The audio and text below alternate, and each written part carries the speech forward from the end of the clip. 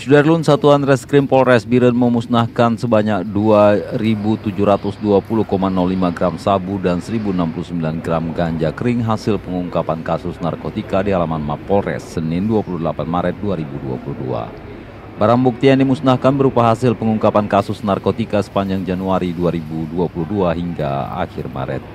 Prosesi pemusnahan juga turut menghadirkan 7 tersangka. Pemusnahan dilakukan Kapolres Biren AKBP Mike Hardi Wirapraja SIK, Kajari Biren, Muhammad Farid Rumdana, Kepala BNNK Biren, AKBP Trisna Sapariandi, Ketua PN Biren Ros Nainah, dan unsur lainnya.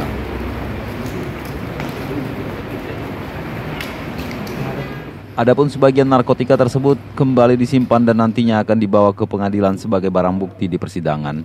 Kapolres Mike Hardi mengharapkan kepada masyarakat untuk bersama-sama membantu aparat penegak hukum dalam memberantas peredaran narkoba di Biren.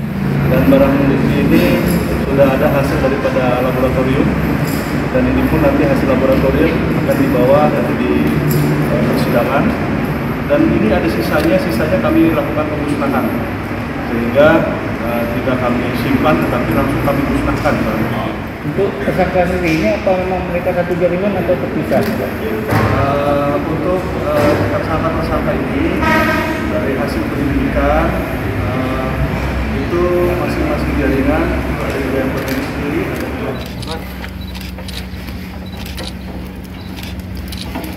Dari Biren Yusman, Idris, Ramjon TV.